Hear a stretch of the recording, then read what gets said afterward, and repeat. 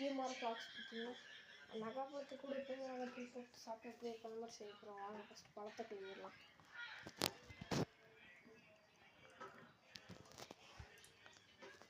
அவ்வளோதாங்க, வடிச்சிடலாம். அவ்வளோதாங்க, வடிச்சாச்சு. உப்பு மிளகாத்தூள் போட்டு லைட்டாக தண்ணி விட்டால் போதும். பாருங்கள், மிளகாத்தூள் எடுத்து வச்சு கொஞ்சமாக போட்டுக்கலாம். மிளகாத்தூளும் போட்டாச்சுங்க. அடுத்து உப்பு போடணும். வாங்க போடுறோம். அப்புறம் பாருங்க, உப்பு எடுத்துக்கலாம்.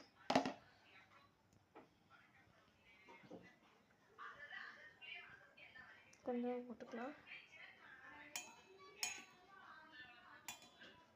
உப்பும் போட்டாச்சு. க்ளோஸ் பண்ணிக்கலாம். மிக்சிங் தான்.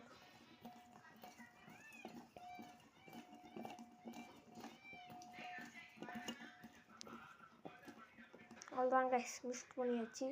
பாருங்கள் எப்படி இருக்குன்ட்டு. பாருங்கள் நகாப்பழம் எடுத்து சாப்பிட்டு பார்க்கலாம் எப்படி இருக்குன்ட்டு. பாருங்கள்